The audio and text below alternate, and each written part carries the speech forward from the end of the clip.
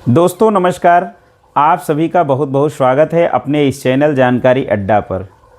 दोस्तों आज की वीडियो में हम लोग कवर करेंगे आप अपनी पॉलिसी का प्रीमियम अपने बैंक खाते से कटवाते हैं, यानी आपने अपनी बैंक पॉलिसी को बैंक से अटैच कर रखा है, यानी नए सिस्टम से ज्वाइन कर रखा है।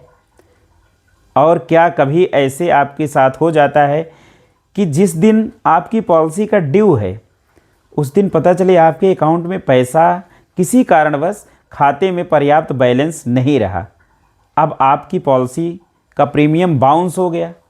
ऐसी दशा में आप क्या करेंगे? क्योंकि हमारे एक मित्र ने पूछा कि हमारी पॉलिसी नैज के माध्यम से हमारे अकाउंट से कटती थी, लेकिन जिस दिन हमारे खाते से पैसा कटना था, यानी जो हमारी ड्यू डेट थी, कुछ ऐसे संयोग बस उस दिन हमारे खाते में पर्याप्त बैलेंस ही नहीं था। अब पॉलिसी का प्रीमियम कटा नहीं, मेरे साथ क्या होगा? अब मुझे क्या करना पड़ेगा? तो दोस्तों घबराने की कोई बात नहीं है।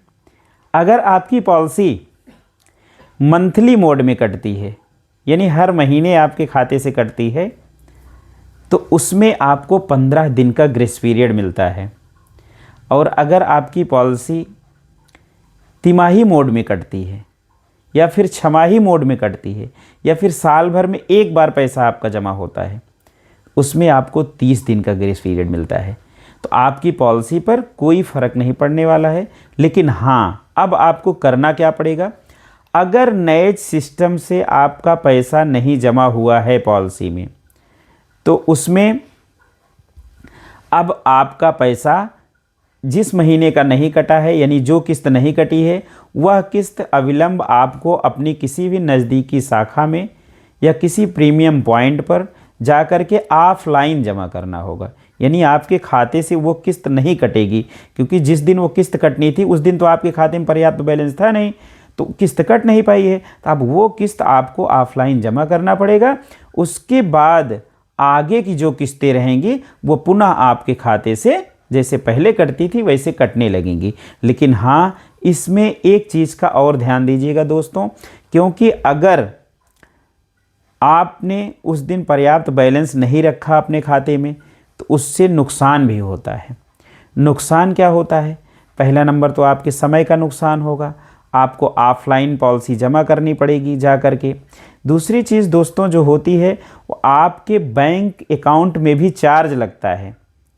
वो कौन सा चार्ज होता है? और नैच डिसानर चार्ज लगता है, जो कि बैंकों, हर बैंक का रूल अलग अलग होता है, लेकिन डिसानर चार्ज लगता है। कुछ 200-300 के आसपास डिसानर चार्ज लगता है, चाहे आपकी किस्त जितनी भी हो, लेकिन डिसानर चार्ज लगता है। और बैंक में भी डिसानर चार्ज लगता है, और फिर LIC में भी डिसानर चार्ज लगता है। वहाँ पर भी CDA चार्ज लग जाता है, जो कि लगभग 125 रुपये समथिंग लगता है।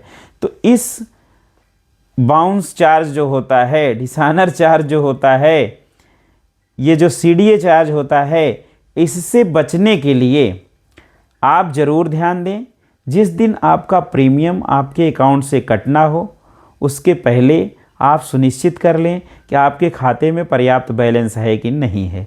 अगर नहीं है तो उसे पूरा करके ज़रूर रखें, अन्यथा आपको CDA चार्ज, बाउंस चार्ज दे करके तब पॉलिसी आपको ऑफलाइन जमा करवाना पड़ेगा। उसके बाद नेक्स्ट मंथ से फिर आपकी पॉलिसी कटेगी। तो दोस्तों आज की वीडियो में बस इतना ही। मिलेंगे फिर किसी एक नए टॉपिक के साथ नए वीडियो में। तब तक के लिए जय हिंद, वंदे मातरम।